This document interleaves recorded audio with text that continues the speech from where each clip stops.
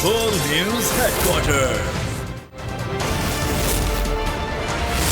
अस्सलामुअलैकुम। बोल news headquarters में खुश आमदीद। मैं हूँ सहर फातिमा। मैं हूँ सोनिया शेख और मैं हूँ अफशीन कुरैशी। हेडलाइंस आपने जाने बुलेटिन की टॉप स्टोरीज में शामिल करेंगे।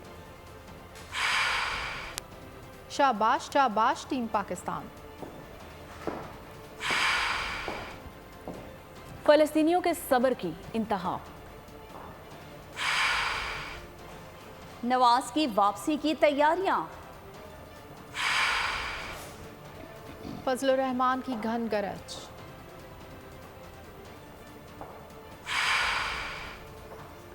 और सिपा सालार की यकीन दहानी।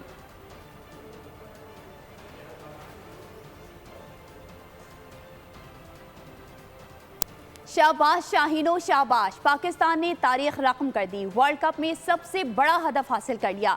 शाहीनों ने श्रीलंका का रिकॉर्ड स्कोर तोड़ डाला। शाहीनों ने हैदराबाद के स्टेडियम में तारीख रकम कर दी। 6 विकेटों के नुकसान पर बासानी 345 रन बना लिए। Man of the match Mohammad Rizwan करार पाए। पाकिस्तान ने श्रीलंका को वर्ल्ड कप मैच में 6 विकेटों से शिकस्त देने के साथ रिकॉर्ड बुक में भी अपनी जगह बना ली है। मेगा इवेंट के मैचेस में आइलैंडर से कभी ना हारने का रिकॉर्ड बरकरार रखने के साथ वनडे क्रिकेट में टॉप पोजीशन भी एक बार फिर हासिल कर ली है। इसके साथ वर्ल्ड कप की तारीख का सबसे बड़ा टारगेट हासिल करने का रिकॉर्ड भी अपने नाम किया। मोहम्मद रिजवान के बार बार मैदान में पांव के दर्द से गिरने का राज क्या, खुद मोहम्मद रिजवान ने बता दिया। रिजवान से सवाल किया गया कि क्या दर्द का राज था जो आप मैदान में गिर रहे थे। रिजवान ने मुस्कुराते हुए जवाब दिया कि कभी वाकई दर्द होता है, कभी अदाकारी करता हूँ। श्रीलंका के खिलाफ यादगार जीत पर पाकिस्तानी क्रिकेट फैंस खुशी से निहाल। अपने हीरोज की शानदार परफॉर्मेंस पर टीम की भरपूर तारीफ की। कहा ग्रीन शर्ट्स ने जिस तरह मुश्किल हालात में अपनी कारकर्दगी का ग्राफ बुलंद रखा वो सब के लिए बहुत खुशकुन था। टीम बहुत अच्छी है, बहुत यंग लड़के हैं, बहुत मेहनत करते हैं और ऐसे ही चलना चाहिए। बहुत खुशी हुई है, माशाल्लाह टीम ने बहुत अच्छा परफॉर्म किया। पाकिस्तान ने मैच अच्छा खेला है। जो 345 का चेस था रिजवान और अब्दुल शफीक ने जो मैच खेला है। अब्दुल्ला शफीक ने आज बहुत खेला, वो फखर जमान की जगह उसको आज खिलाया, बहुत अच्छा खेला। और रिजवान ने जो एंड में जो कमबैक दिया बहुत अच्छा खेला, प्रेशर गेम था। पाकिस्तान का अच्छा मैच था, बहुत अच्छा खेला, हमें खुशी हुई। बहुत ज़बरदस्त मैच हुआ, बहुत इंजॉय किया। रिजवान और अब्दुल्ला शफीक ने एक अच्छा यानी कि पार्टनरशिप के साथ खेले तो उन्होंने पाकिस्तान को एक अच्छा कमबैक दिया। माशाल्लाह जी, आज पाकिस्तान ने बहुत अच्छा टारगेट चेस किया है। 345 बहुत बड़ा टारगेट है। पाकिस्तान टीम को मैच जीतने पे मुबारकबाद देते हैं, बहुत अच्छा खेला है इन्होंने। बहुत अच्छा मैच हुआ है, वर्ल्ड कप का ये हम समझेंगे बेहतरीन मैचों में से एक मैच है। भारतीयों ने मोदी सरकार को किसी खाते में ना रखा। पाकिस्तानी टीम श्रीलंका के खिलाफ मैदान में उतरी तो शायकीन ने भरपूर खिलाड़ियों की सपोर्ट की। पाकिस्तानी परचम थामे शायकीन ने नारे लगाए, पाकिस्तान के गुन गाए। मैदान पाकिस्तान की जीत के नारों से गूंज उठा। बाबर आजम ने क्राउड का शुक्रिया अदा किया। पाकिस्तानी टीम ने भारतीयों के दिल जीत लिए। ग्रीन कैप्स ने शानदार कामयाबी हैदराबाद के ग्राउंड स्टाफ के साथ मनाई। हसन अली, शाहीन शाह अफरीदी, हारिस रऊफ और मोहम्मद रिजवान ने ग्राउंड स्टाफ के साथ तस्वीरें बनवाई। बाबर ने ग्राउंड स्टाफ को शर्ट भी दी।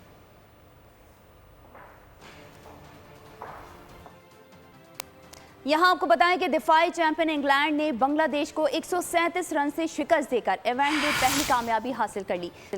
365 रन के ताक़ुब में बांग्लादेश की टीम अपनी बारी पर 227 रन से आगे ना बढ़ सकी। भारत के धर्मशाला स्टेडियम में खेले गए मैच में पहले बैटिंग करते हुए इंग्लैंड ने 9 विकेटों पर 364 रन बनाए थे। डेविड मिलान 140 और जॉ रूट 82 रन बनाकर नुमाया रहे। मेहदी हसन ने 4 और शरीफुल इस्लाम ने 3 विकेटें हासिल की। बांग्लादेश की इनिंग्स में इंग्लैंड के रेसी टोपले ने 43 रन देकर 4 शिकार किए। फिर सीटी बजे ना बजे, फिर खेल जमे या ना जमे, लेकिन भाईजान का गाना जरूर जमेगा। अली जफर ने मद्दाहों से किया हुआ वादा पूरा किया। वर्ल्ड कप का गाना तैयारी के मरहले में है। अली जफर ने धुन की छोटी सी वीडियो और म्यूजिक की तैयारी के क्लिप्स शेयर कर दिए।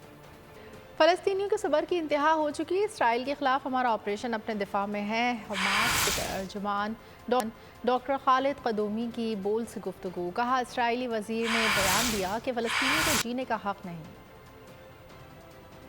हमारा मुजाहिदीन ने सेंचुरी के करीब से कि सब्र और तहम्मुल और हौसले के साथ इस जराइम को, इस क्राइम को जो इजरायली दरिंदे ने किया है हमारे अवाम के खिलाफ, हमारे बच्चों को शहीद किया, हमारे ख़वातीन को गिरफ्तार कर दिया है। हमने दुनिया को इतनी दफ़ा की डिप्लोमेसी के थ्रू से, पॉलिटिकल प्रोसेस के थ्रू से, हमारा कुछ अहबाब दोस्त इन्होंने कहा कि चले हम कोई पीस प्रोसेस भी चला ले जिसके नाम है ओस्लो अकॉर्ड है और पता नहीं क्या क्या नाम है, फिर भी इसका कोई नतीजा नहीं हुआ सिवाय और ज़ालत है, सिवाय कि फ़लस्तीन अभी फ़लस्तीन का मसला जो है ना फरामोशी की तरफ जा चुका है।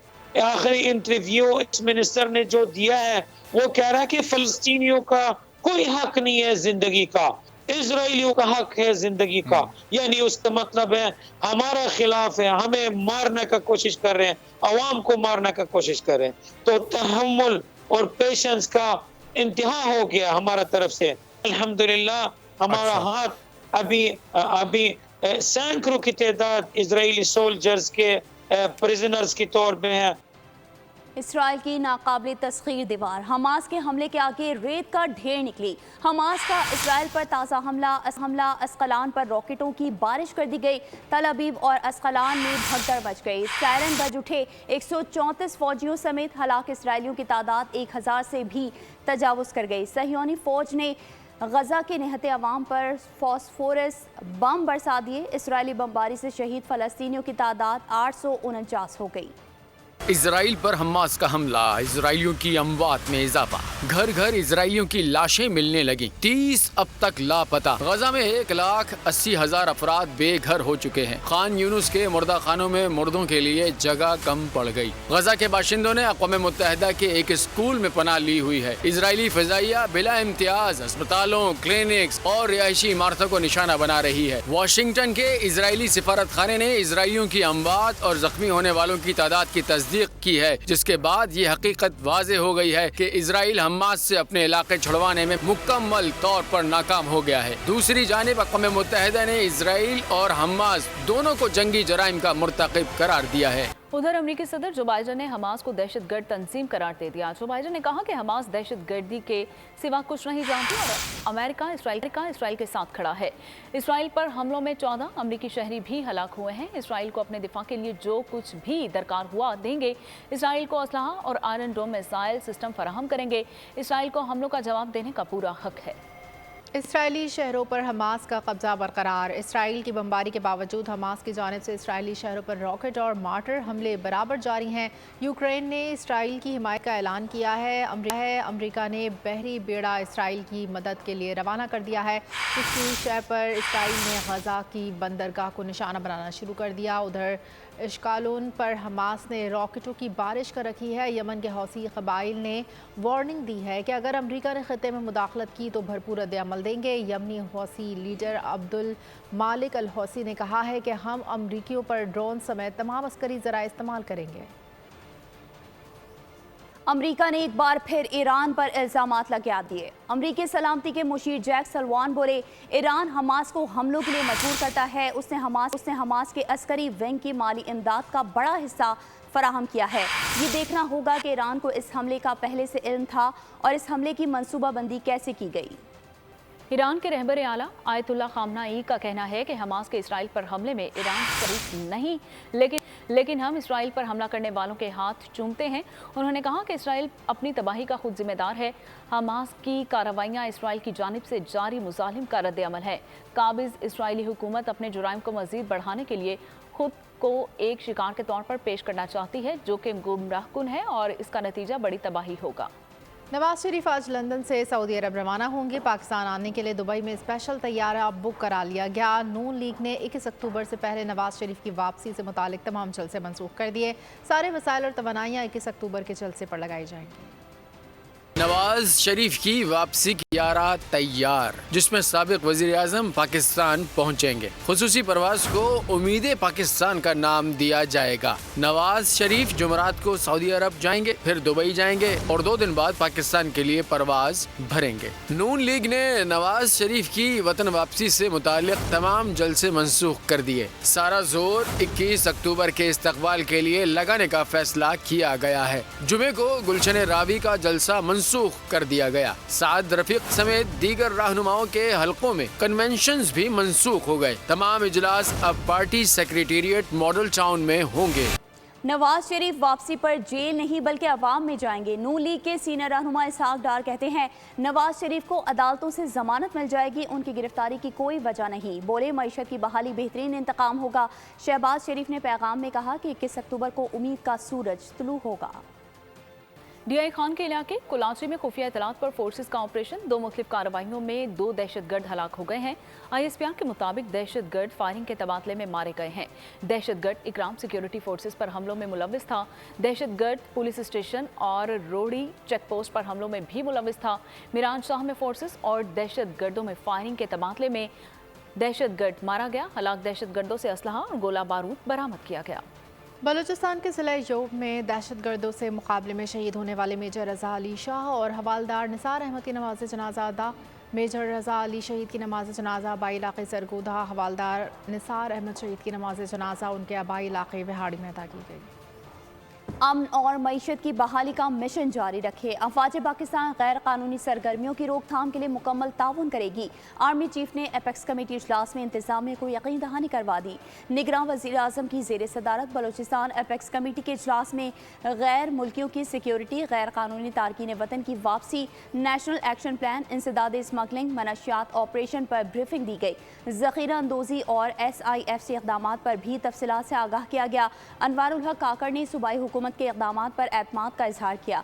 बलूचिस्तान की इक़्तिसादी तरक्की के लिए अमन व अमान को नागुज़ीर करार दिया। कहा मादनियात के शोबे की तरक्की से बलूचिस्तान में मुआशी सरगर्मियाँ तेज़ और रोज़गार के इम्कानात बढ़ेंगे। निगरान वज़ीर आज़म ने IT और ज़राई सेक्टर में सरमायाकारी पर भी जोर दिया।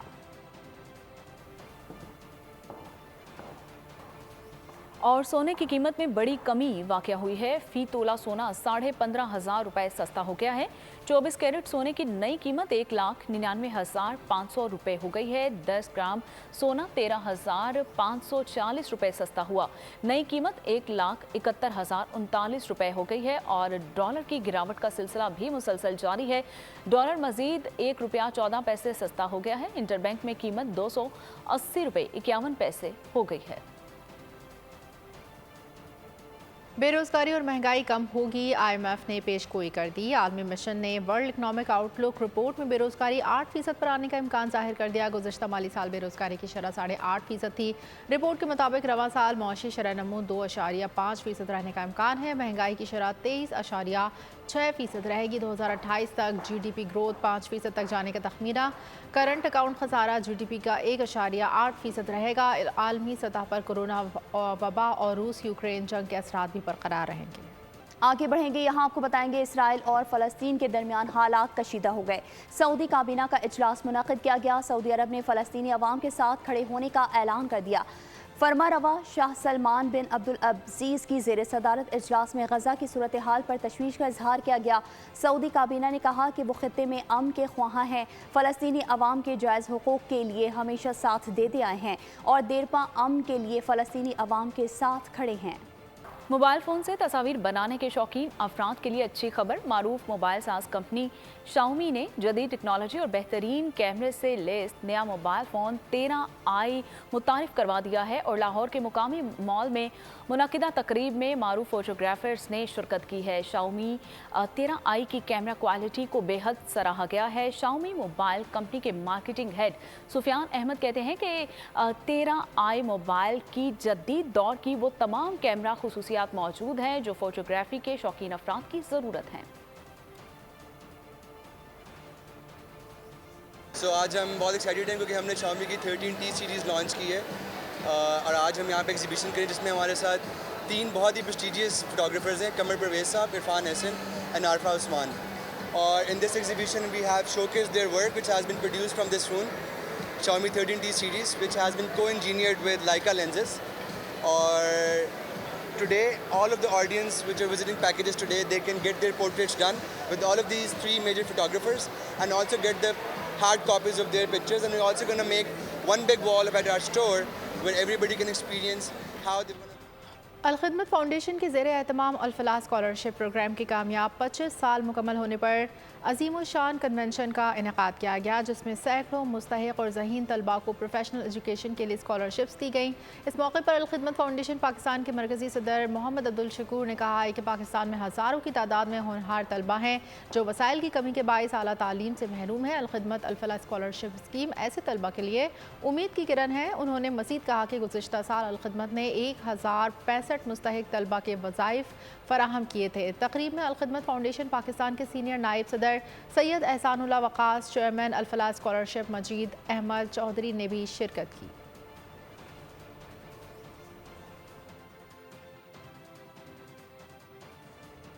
अदनान समी के बेटे अजान समी का नया गाना नादान दिल, नए गाने के कुछ बोल अजान समी ने मद्दाहों को लाइव शो के दौरान सुना दिए, जिसको मद्दाहों ने खूब पसंद किया। गाना 30 अक्टूबर को रिलीज किया जाएगा। और बुलेटिन के आखिर में आपको बताएंगे कि वीरान घर में खतरनाक ताकतों की मौजूदगी, एक नौजवान औरत जान बचाने के लिए जंग लड़ेगी। हॉलीवुड फिल्म लॉक्ड एंड का ट्रेलर जारी, फिल्म 1 अक्टूबर को रिलीज की जाएगी। अगर आपको ये वीडियो पसंद आई है तो हमारे चैनल को सब्सक्राइब कीजिए और बेल आइकन पर क्लिक कीजिए। सब्सक्राइब करें और बेल दबाएं ताकि कोई खबर रह न जाए।